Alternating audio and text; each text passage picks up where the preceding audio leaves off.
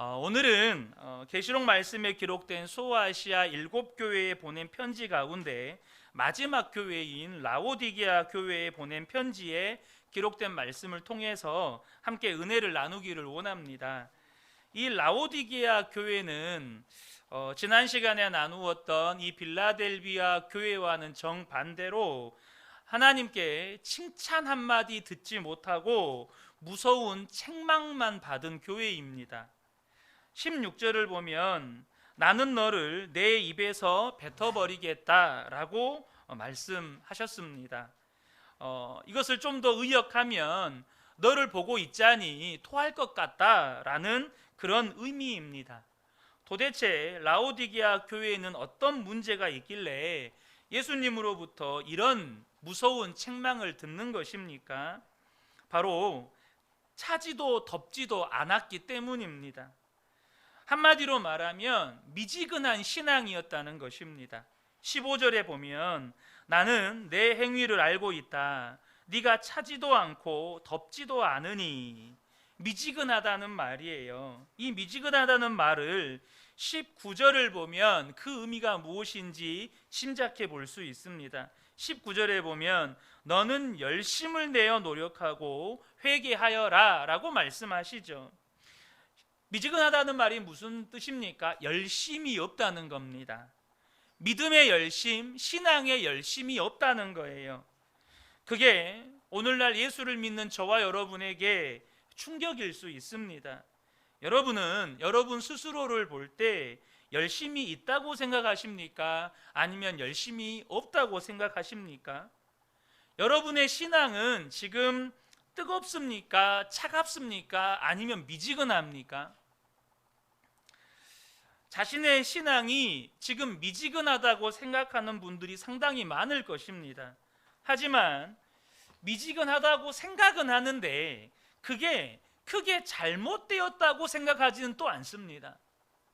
잘했다고 말하기는 그렇지만 또 예수님께 토할 것 같다 이런 말씀을 들을 정도로 잘못되었다고 생각하지는 않는다는 거예요. 이렇게 생각하는 거죠. 교회 안 다니는 것보다 낫잖아요. 주일에 예배 드리는 것만으로도 괜찮지 않습니까? 세상에서 내가 허랑방탕하게 사는 것도 아니고 내가 무슨 도박을 하는 것도 아니고 술 마시고 다니는 것도 아니고 외도하는 것도 아니고 가정에 충실하고 이렇게 예배도 드리고 헌금도 하면 이만큼 신앙생활하고 살면 괜찮지 않습니까? 이런 생각을 가진 분들이 여러분 많아요. 하지만 주님은 그렇게 말씀하지 않으신다는 겁니다. 우리가 무난하게 신앙생활하는 것이 어쩌면 방탕하게 사는 것보다 더 나쁠 수 있다는 거예요. 오늘 말씀을 통해서 미지근한 신앙생활이 얼마나 심각한 문제인지를 저와 여러분이 아셔야 한다는 겁니다. 19세기의 영국 교회를 대표하던 설교자 중에 한 분이 J.C. 라일 목사님이십니다.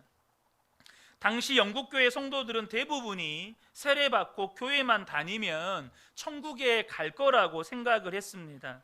J.C. 라일 목사님은 그런 영국 교회 성도들에게 하늘에서 떨어진 거룩한 폭탄이라고 불려진 목사님입니다. 그분이 설교 중에 이런 말씀을 하셨습니다.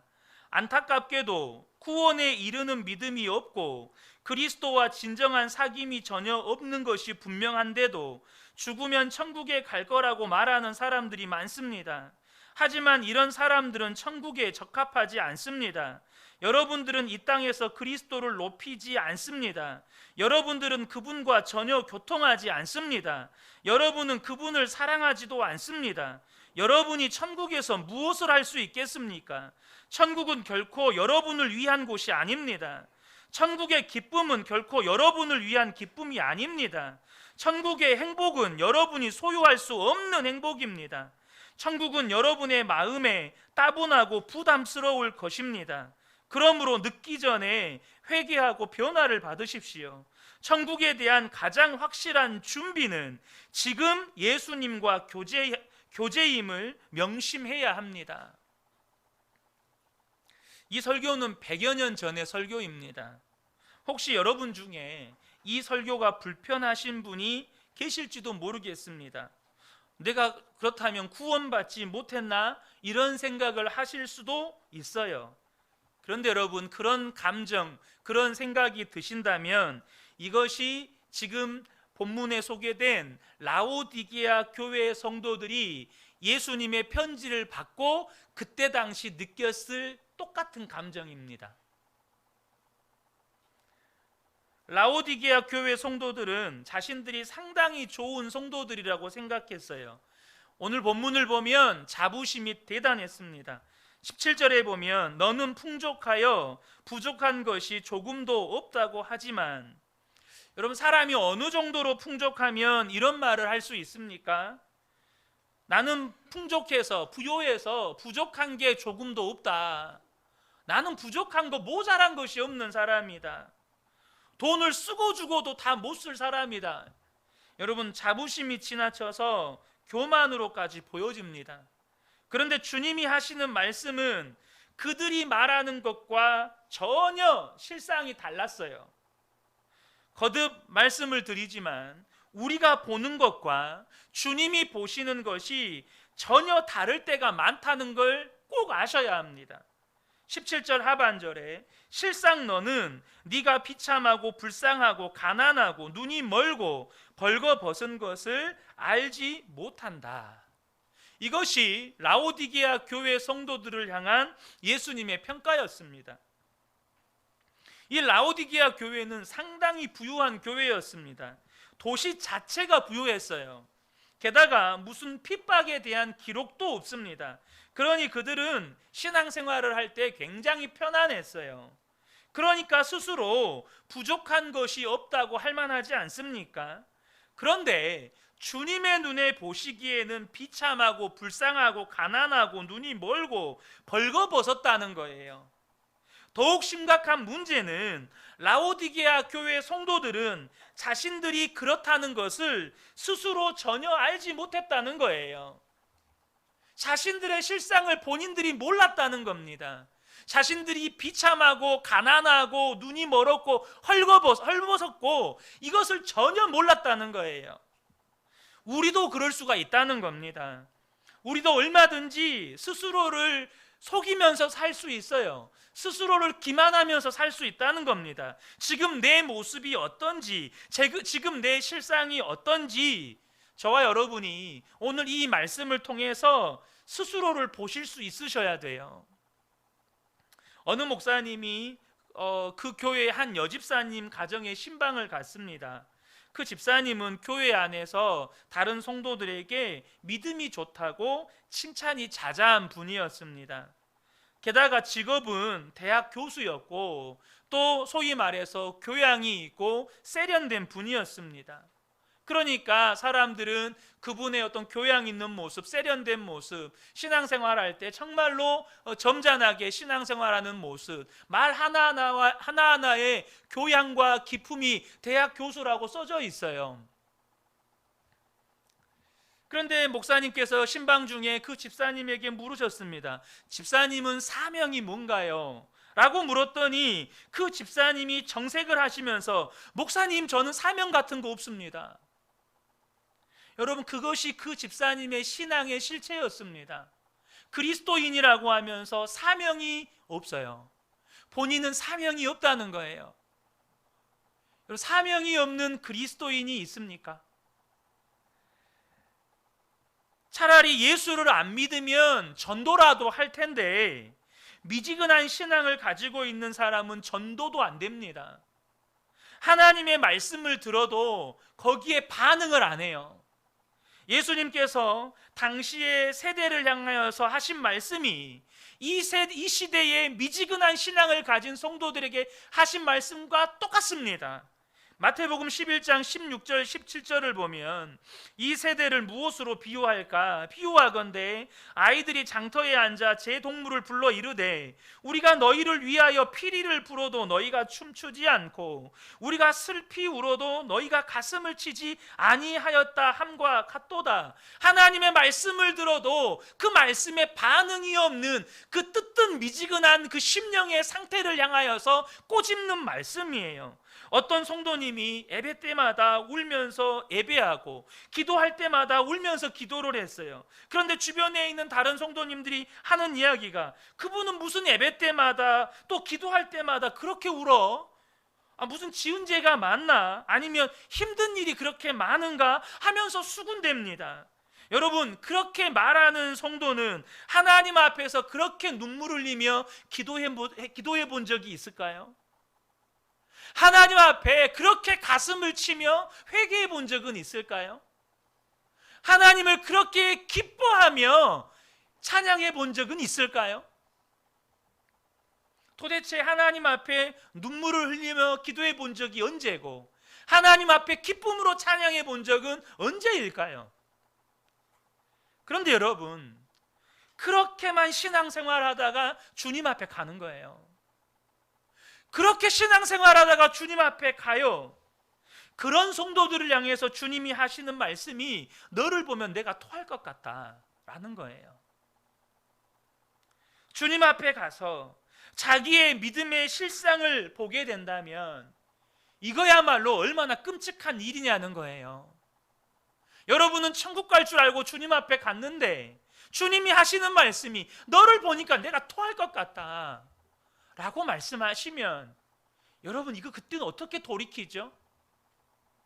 그때 땅을 치고 후회해도 여러분 이미 늦은 거예요.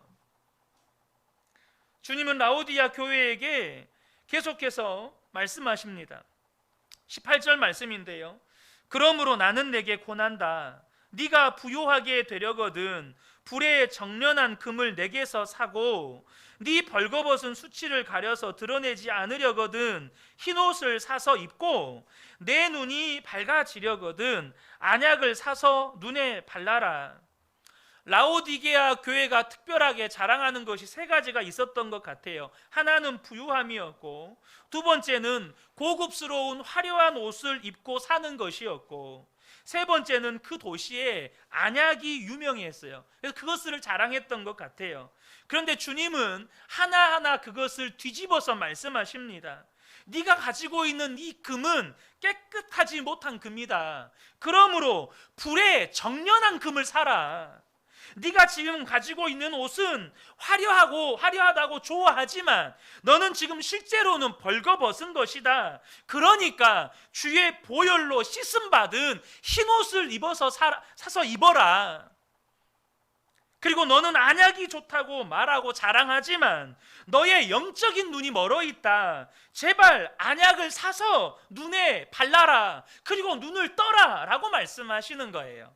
그런데 이 모든 것, 불에 정련한 금, 그리고 주의 보혈로 희게 씻어진 옷, 그리고 안약, 우리의 어두워진 눈을, 영적으로 어두워진 눈을 뜨게 만들어준 그 모든 안약은, 이 모든 것은 예수님께로부터만 오는 거예요.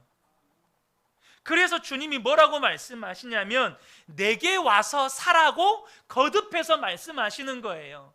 내게 와서 불에 정련된 금을 사고, 내게 와서 보혈로 씻어진 흰옷을 사서 입고, 내게 와서 안약을 사서 눈에 바르라는 거예요. 예수님만이 그렇게 해주실 수 있다는 겁니다. 그러면 도대체 어떻게 주님께 가서 불로 정련한 금을 사고 보혈로 깨끗하게 되어진 흰옷을 사서 입고 또 안약을 사서 눈에 발라서 눈을 뜰 수 있습니까? 주님이 보여야 가잖아요. 어떻게 예수님께 가느냐 이 말입니다. 우리가 걱정할 필요가 없다는 거예요. 왜냐하면 예수님께서 우리 마음의 문을 두드리시기 때문이에요. 우리가 주님을 찾아다닐 필요가 없어요. 지금 이 시간에도 주님은 우리 마음에 오셔서 우리의 마음의 문을 두드리고 계시다는 거예요.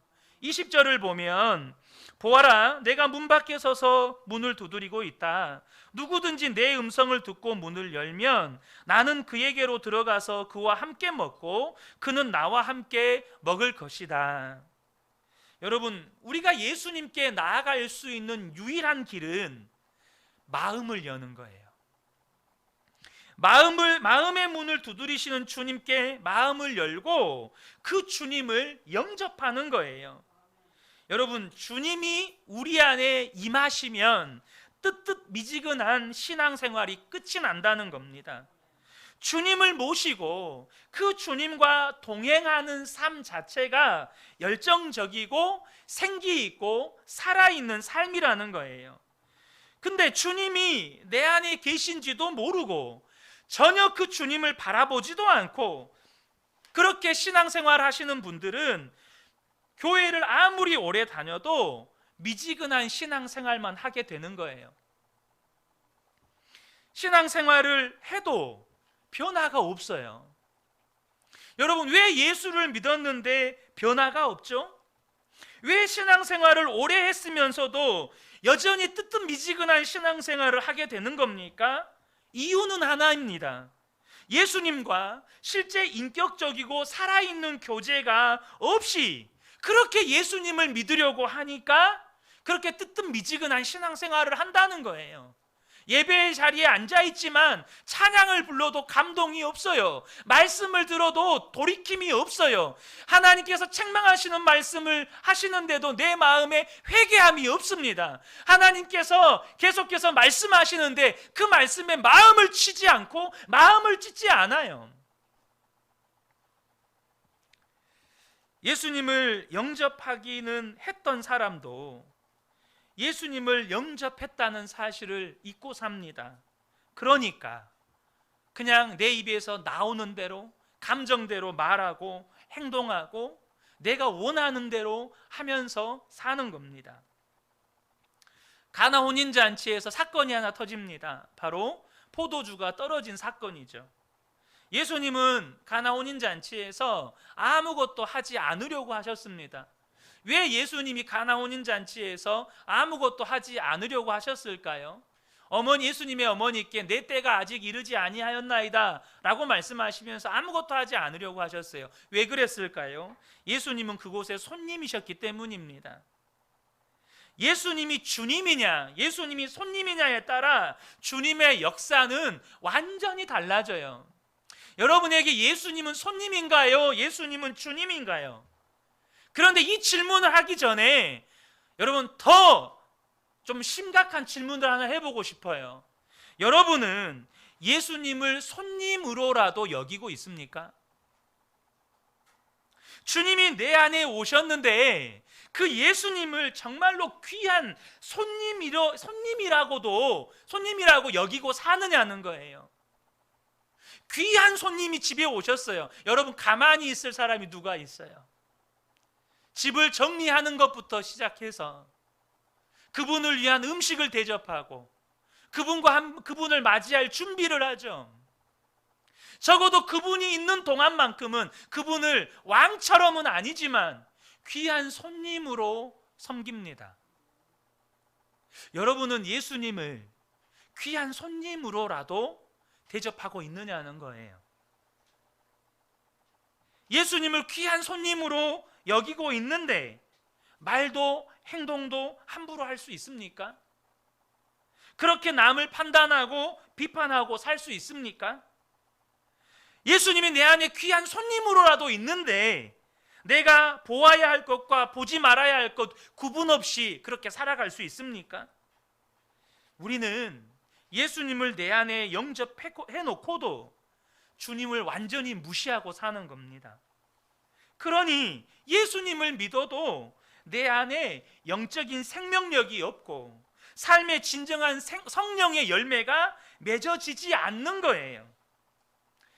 예수님을 진짜 영접하지 않았거나 영접했어도 전혀 주님을 바라보지도 믿지도 않고 사는 것 때문에 이 라오디게아 교회와 같이 되는 거예요.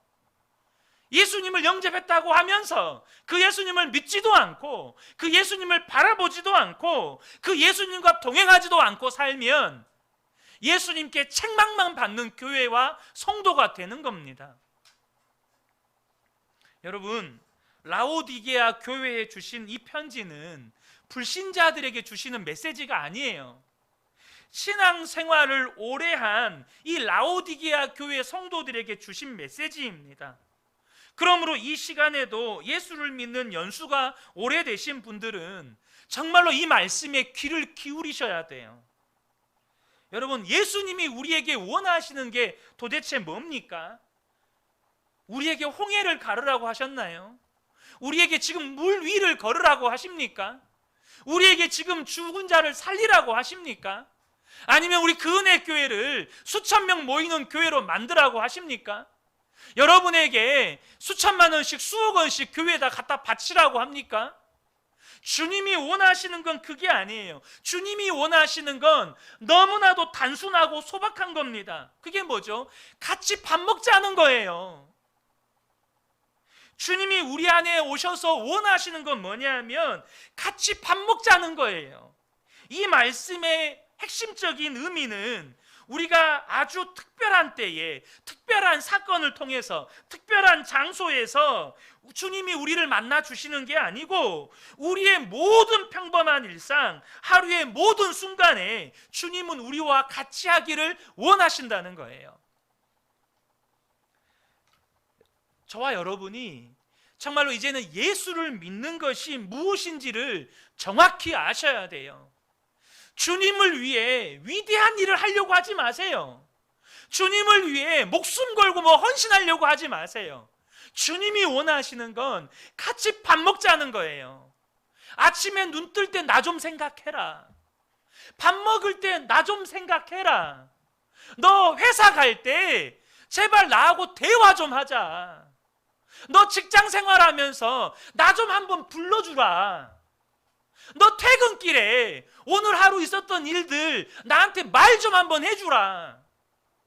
잠들기 전에 나하고 잠깐 대화 한번 하고 잠들자. 주님이 원하시는 건 그거라는 거예요. 나는 네 안에 살아있다. 나는 죽은 신이 아니다. 나는 너와 대화하기 원하고 너와 함께 마음을 나누기 원하고 너와 함께 살기를 원한다. 함께 살면서 말 한마디 나누지 않으면 그게 어떻게 함께 사는 거예요? 가족들이 함께 사는데 집에서 밥 한 번 같이 먹지 않고 대화 한 번 나누지 않는다면 그게 같이 사는 겁니까? 그건 같이 사는 게 아니에요. 오히려 그건 지옥입니다. 괴로운 거예요.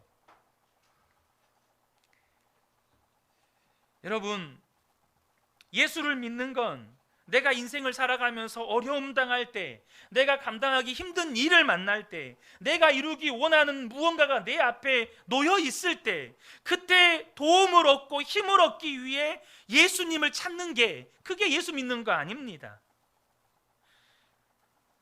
여러분, 그것은요, 예수 안 믿는 사람들이 어려운 일 앞두고 중요한 일 앞두고 점집에 찾아가서 혹은 절에 찾아가서 이렇게 점을 치거나 불공을 드리는 것과 똑같은 거예요.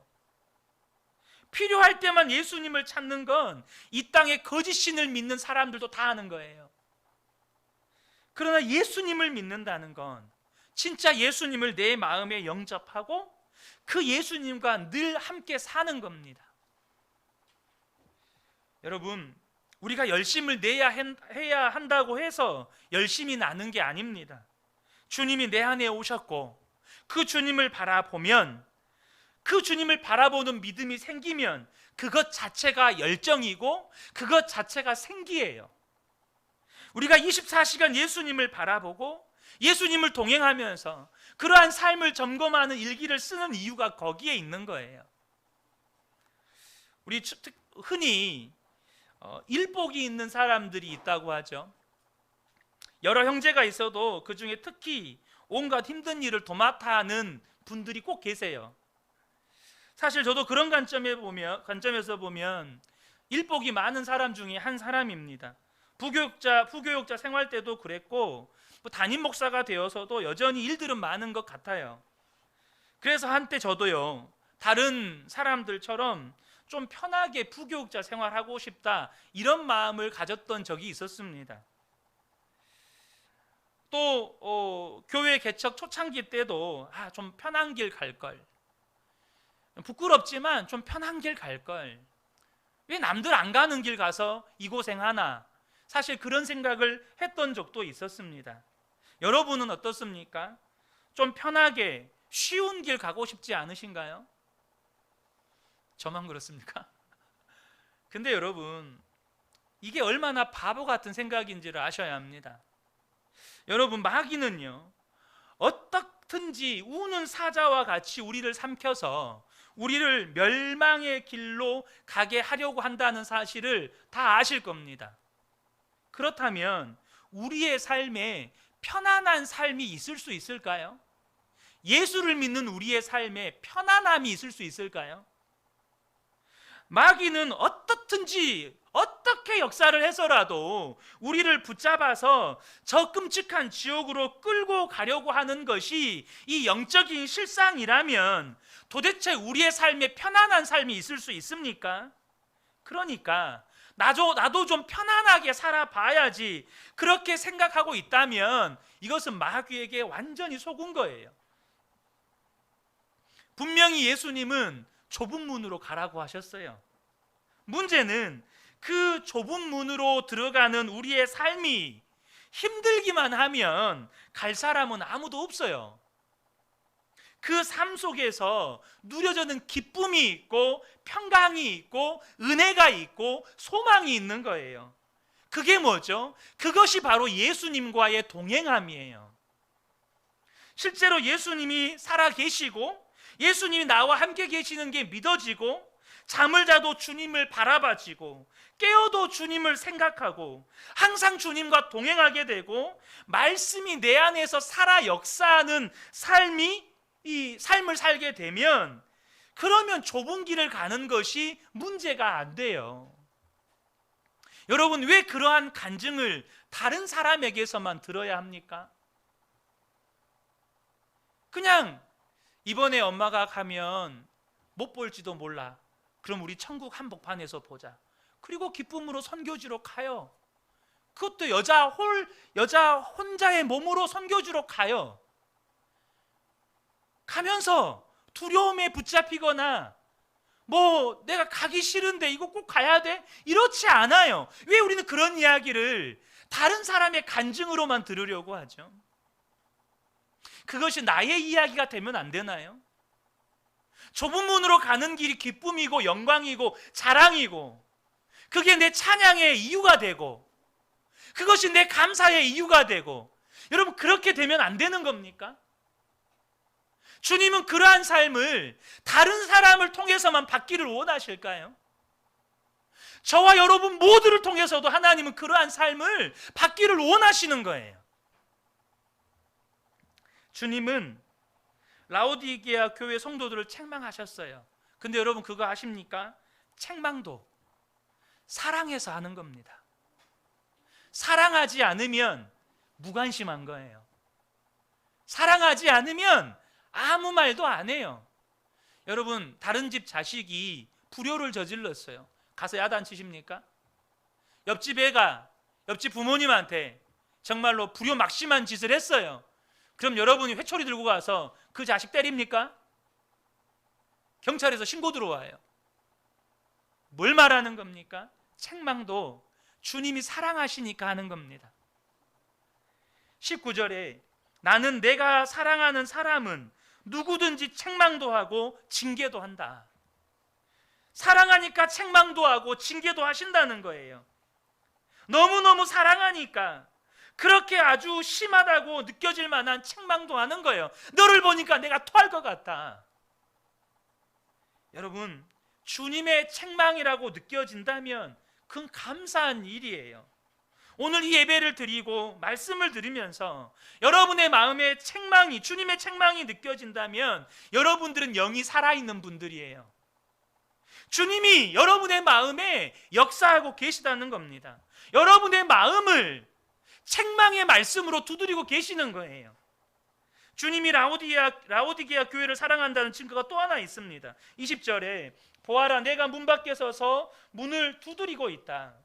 여러분, 지금요, 누가 누구의 문을 두드려야 됩니까? 지금 누구에게 문제가 있죠? 예수님께 문제가 있습니까? 라오디게아 성도들에게 문제가 있습니까?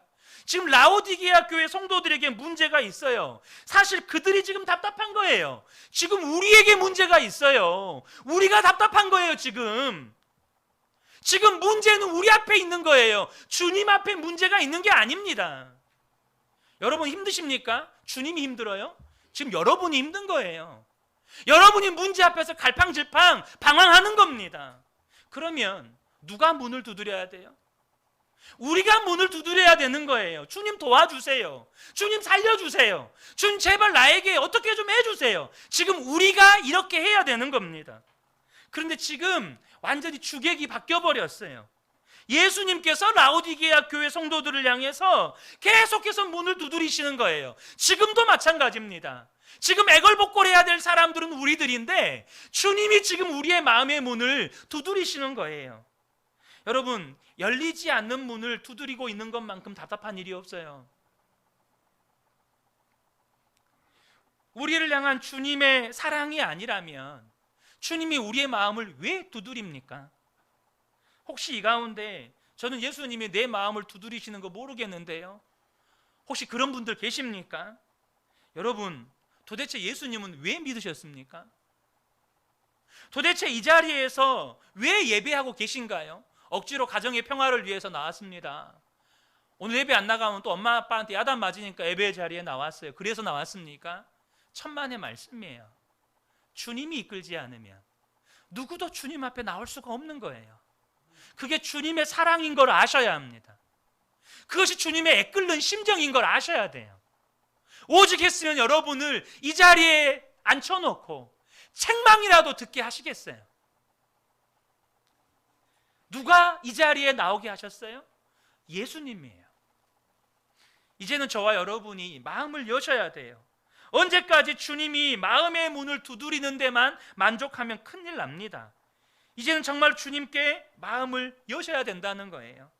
여러분이 주님께 마음을 열려면 먼저 주위 성도들에게 먼저 마음을 여셔야 돼요. 예수님께는 마음의 문을 열었는데 사람들에게는 마음의 문을 열지 않을 수 없어요. 우리가 예수님과 정말 친밀하고 나와 함께 계시다는 것이 믿어지는 순간에 여러분, 우리가 이렇게요, 믿어지지 않는 일이 벌어져요. 무슨 말이냐? 사람들은요, 사람에게 마음을 여는 일을 두려워합니다. 그래서 사람은 본성적으로 사람을 의식하게 돼요. 사람을 의식하게 돼요. 그래서 주님이 우리에게요, 주님께도 마음을 열지만 사람에게도 마음을 열라고 하는 거예요. 사람에게 마음을 열지 않으면 사람만 의식하느라 주님께 마음을 열 수가 없거든요. 사람만 의식하느라 가식을 떨면서 정작 주님께 마음을 열 수가 없어요.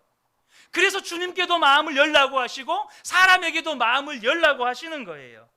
그런데 처음에는 사람을 더 이렇게 의식하게 되지만 계속해서 주님을 바라보는 마음으로 마음을 열면 내 마음의 어둠의 권세가 사라지기 시작해요.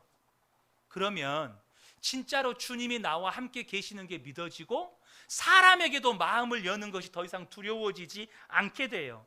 나중에는 사람보다 주님을 더 의식하게 돼요. 그래서 다윗이 자기 하체가 드러나는 것도 모르고 하나님을 찬양할 수 있는 거예요. 주님만 바라봐지게 되니까. 우리가 예수 동행일기를 쓰잖아요. 근데 나눔 방에 올리는 이유가 거기에 있는 거예요. 여러분, 마음을 여는 것에 대해서 두려워하는 분들이 계세요. 근데요, 도대체 우리가 무엇을 끝까지 숨길 수 있죠? 하나님 앞에 서는 날에 우리는 하나도 남김없이 하나님 앞에 다 드러내셔야 돼요. 여러분이 품었던 생각 하나까지도 다 드러내셔야 돼요.